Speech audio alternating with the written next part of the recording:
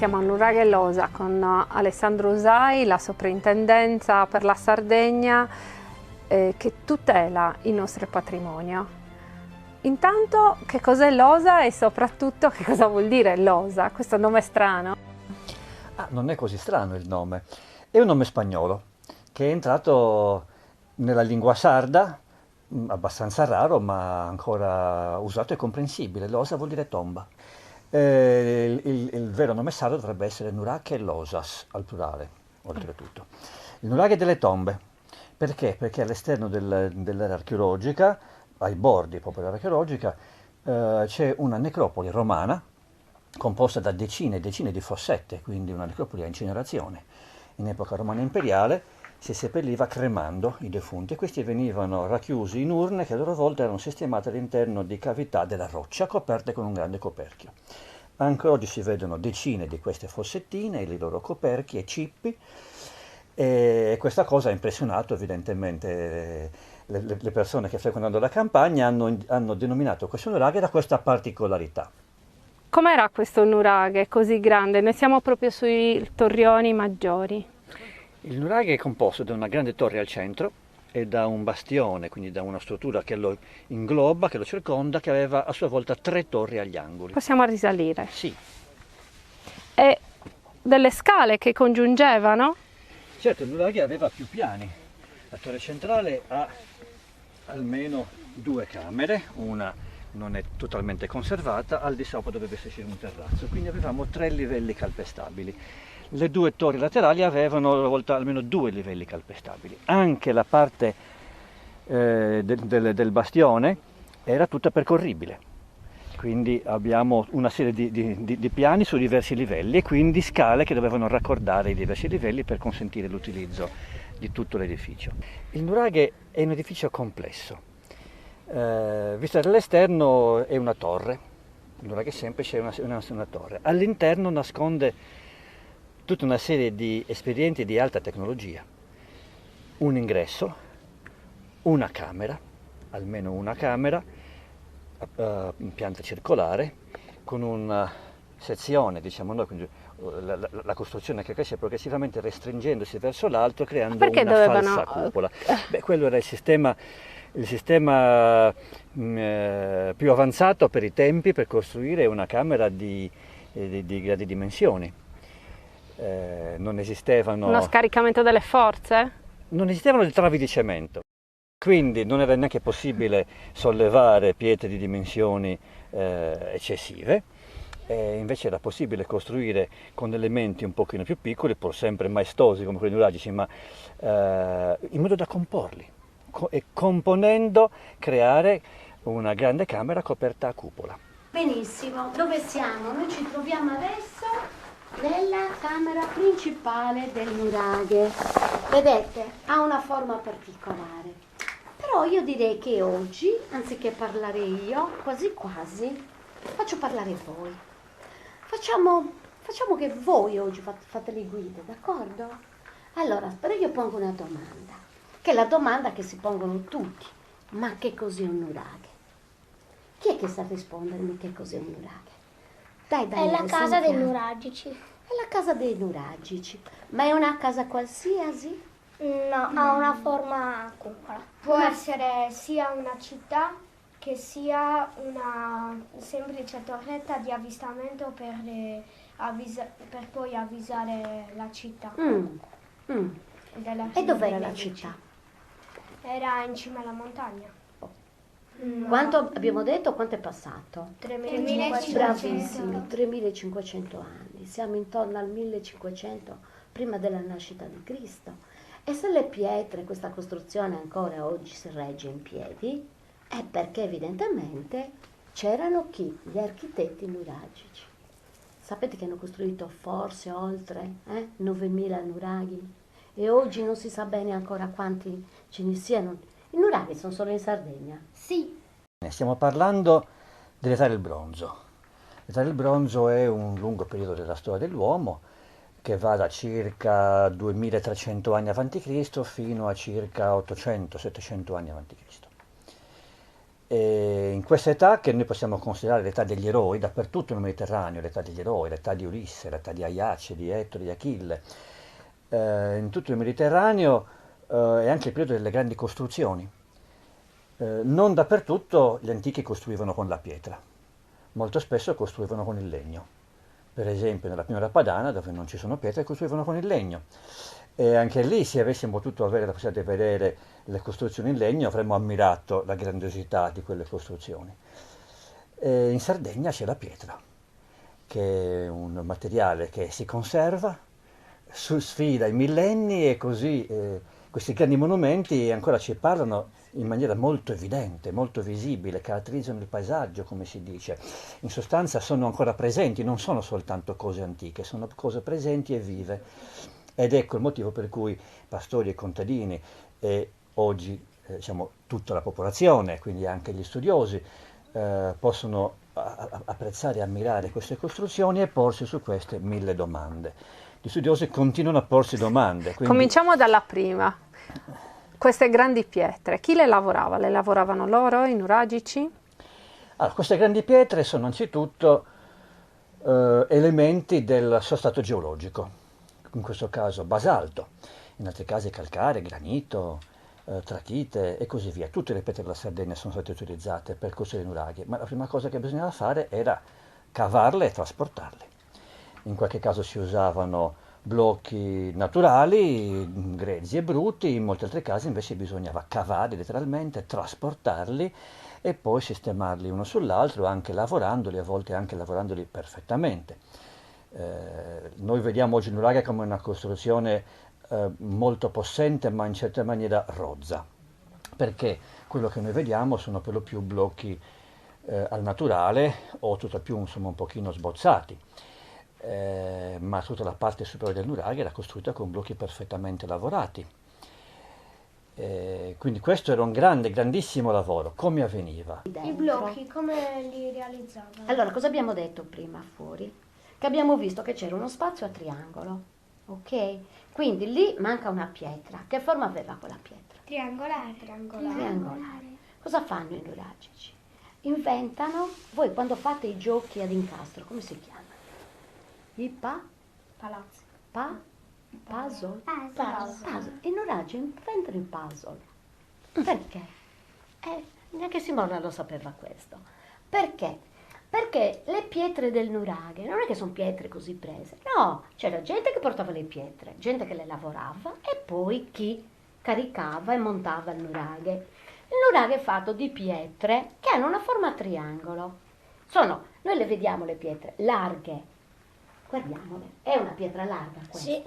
Bene, e la parte dietro che noi non vediamo come va? Va a punta.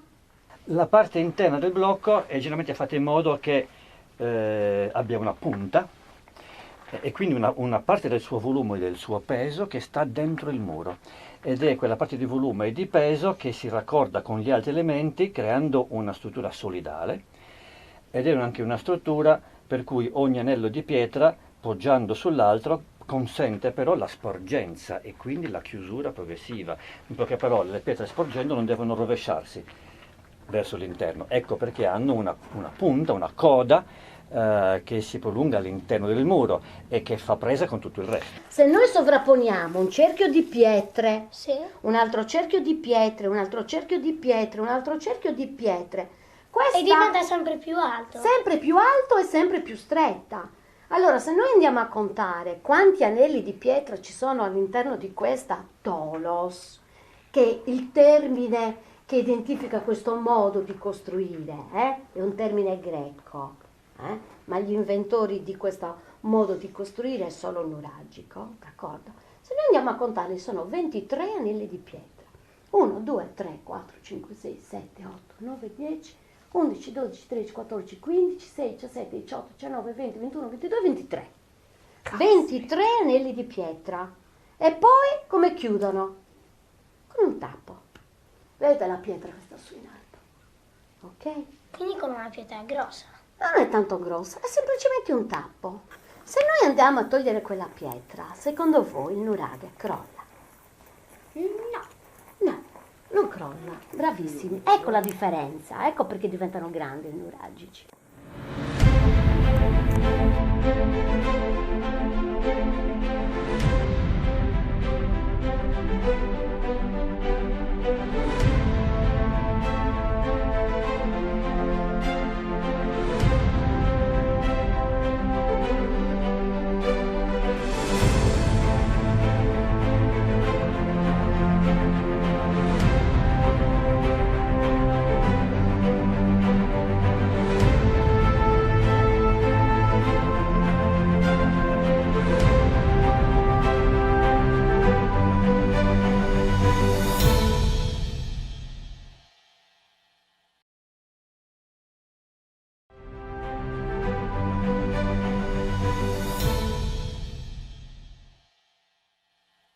Molte stanze, questa non in particolare, ma molte stanze hanno una sorta di nicchie, degli armadi a muro, delle, non lo so, delle Spazi stanze, sussidiari. spazi sussidiari. Noi usiamo un termine molto neutro. Cosa vuol dire spazio sussidiario? Spazi utilizzabili che l'architetto nuragico si sforzava di ricavare sempre di più all'interno del nuraghe. Il nuraghe è una grande massa. Per fortuna anche per loro lo spazio non era mai abbastanza, oppure aveva una sua funzione architettonica. Doveva avere innanzitutto una funzione appunto, di spazio utilizzabile. Dicevo, il nuraghe è una grande struttura massiccia, no? Proprio di massa, in cui la massa prevale sullo spazio. Era molto importante per l'architetto nuragico creare più spazio svuotando, sgrottando un pochettino, potremmo dire, la struttura muraria e quindi accrescendo tutti questi spazi accessori o sussidiari, quindi oltre alla camera grande del pianterreno che è quella che ha il maggior numero di nicchie, le camere superiori che generalmente invece non hanno nicchie o se ci danno sono più piccole, nicchie e nicchiette e anche altri spazietti come dei piccoli magazzinetti a forma di bottiglia, no? Accessibili dall'alto. Tutti espedienti che l'architetto nuragico utilizzava per avere più spazio e per dare a ogni spazio la sua funzione, che noi possiamo in parte immaginare e in parte diciamo anche documentare con gli scavi. Quando in una camera troviamo una macina, un focolare, vasi di certe forme, quindi che avevano certe funzioni, possiamo immaginare le scene che avvenivano all'interno di questi spazi. Perché i nuragici hanno costruito un ambiente circolare? Perché non sapevano usare lo squadrato? Noi come siamo seduti adesso? Un cerchio. E allora c'era un motivo per cui i nuragici hanno costruito in cerchio. Perché si volevano sedere in cerchio E perché per ci si- riunirsi. Perché Bravissimo, per Daniele. far rappresentare il nuraghe come loro che si sedevano in cerchio. Ah, noi adesso cosa stiamo facendo qua?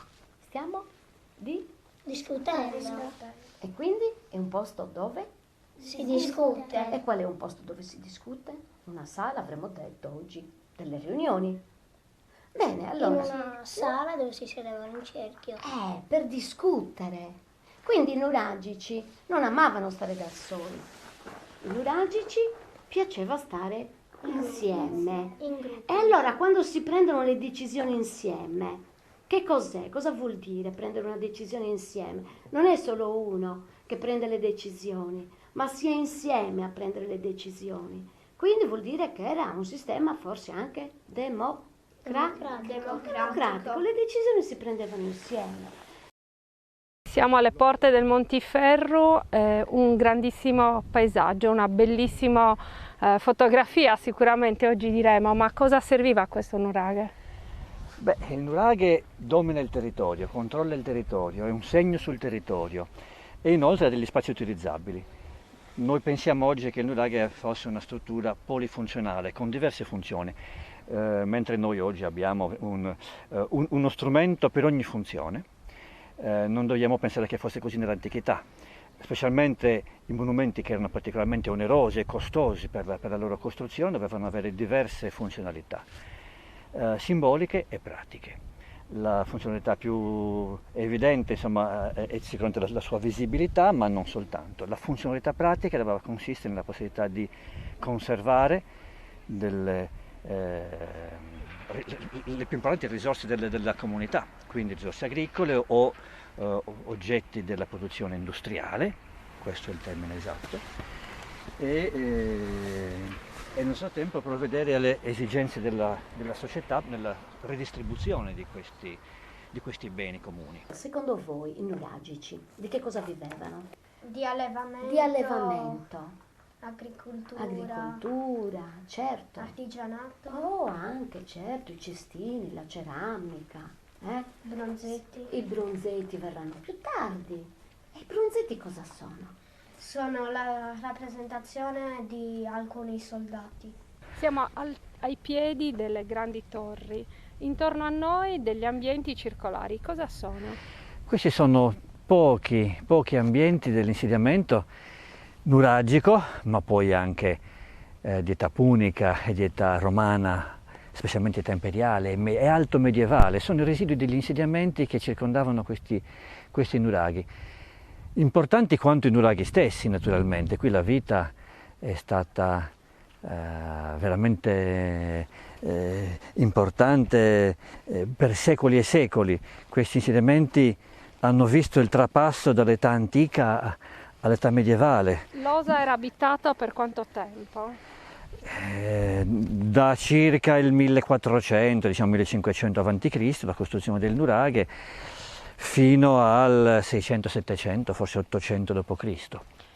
A cosa servivano queste strutture così? Insomma, non era esattamente un'abitazione leggera da costruire, se stiamo pensando a delle abitazioni. Queste strutture così imponenti, stiamo passando proprio accanto a una di loro.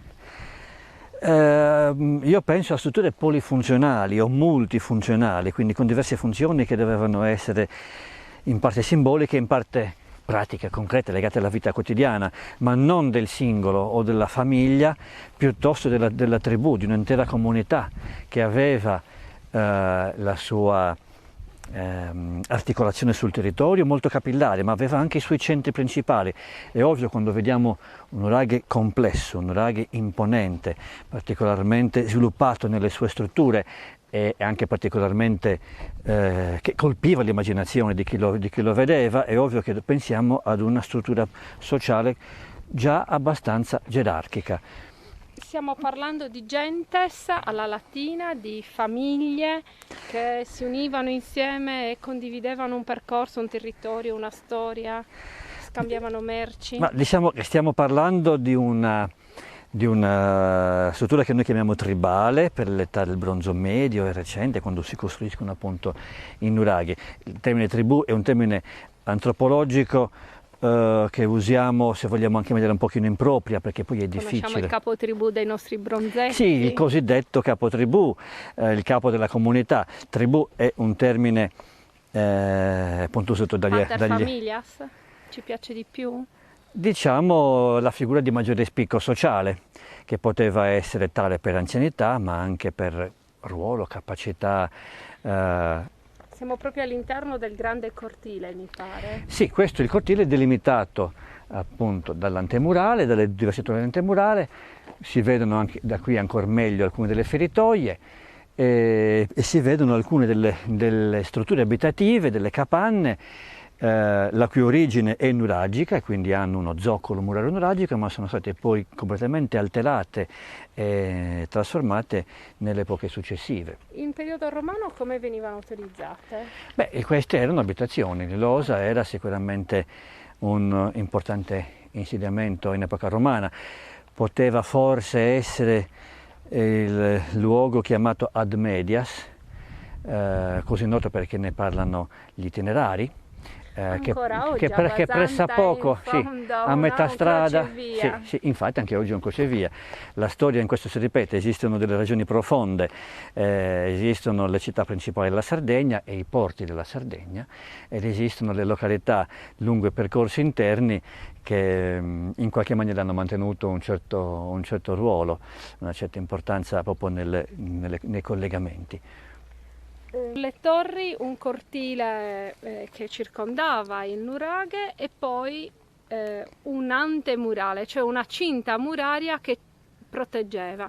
Ricorda moltissimo i castelli medievali. Sì, Ci sono più vicini. Questa somiglianza non possiamo negarla, ma la somiglianza non significa necessariamente affinità nelle funzioni. Quando vediamo un nuraghe è ovvio pensare a un qualcosa di fortificato. Non dobbiamo però fare un passo troppo imprudente in questa direzione. Dire fortificato non vuol dire fortezza. Fortezza implica direttamente una funzionalità militare permanente. Edificio fortificato vuol dire, secondo me, reso forte. C'è un edificio costruito per essere particolarmente robusto, particolarmente imponente, per proteggere e contenere quello che sta all'interno, per impressionare chi lo guarda, per dare l'impressione appunto di un controllo totale del territorio e delle risorse, diciamo per far passare le cattive intenzioni ai vicini, magari malintenzionati. Esibire potenza. Esibire potere, ma anche una gara. Letteralmente una gara fra comunità a costruire più nuraghi, a costruirli. Il campanile più grande? Certo, a costruirli più grandi, più alti. Però siamo quasi davanti a una feritoia, per esempio. Oppure no? Sì, le chiamiamo feritoie Alla alla medievale, con un termine di comodo che è semplicemente descrittivo, non necessariamente interpretativo. Potremmo pensare tante cose. Delle feritoie si è detto che potevano servire per lanciare frecce o insomma, altri proiettili verso l'esterno. Sono molto in basso, sono anche molto strette. Io non sono arciere, non so se siano poi effettivamente utilizzabili per questo scopo. Sicuramente permettono di guardare all'esterno. Qui entriamo nel cortile posteriore, diciamo, uno spazio abbastanza stretto che corrisponde a quello che normalmente è il cortile che sta dentro il bastione del nuraghe, qui invece sta dietro, ricavato fra il bastione e l'antemurale, con due torrette con feritoie, al cui interno, una delle quali c'è il pozzo o cisterna. Che poteva essere sia all'esterno che all'interno. Barumini ne ricordo una con il pozzo all'interno di una delle torri, dei cortili delle torri. Allora, dentro il cortile il pozzo, in una delle torri secondarie un ripostiglio, diciamo, un frigorifero, potremmo anche immaginare un pozzo nella torre nord, l'ambiente più fresco. Qui è proprio il luogo in cui si trova l'acqua. Adesso chiuso, ma l'acqua sgorga in quel punto.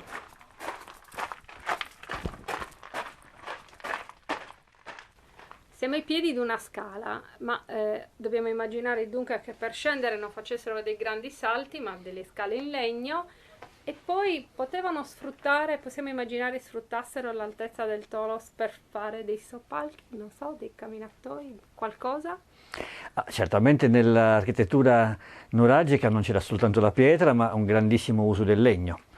E questo è un esempio abbastanza evidente. Ci sono circa 2 metri di salto e questo doveva essere colmato da una scala di legno che poteva essere messa e tolta all'occasione. Perché qui c'è questo salto? Perché la scala che sta alle nostre spalle sale direttamente al terrazzo superiore del bastione del Lobato ed è molto corta e molto ripida. E quindi scala di servizio? Una scala di servizio di collegamento di questa camera che ha un suo piccolo ingresso laterale, ma soprattutto deve essere collegata col resto dell'edificio attraverso questo sistema di scale. Quindi vediamo quanto era importante per i nuragici raccordare tutti gli ambienti e utilizzarli in maniera razionale.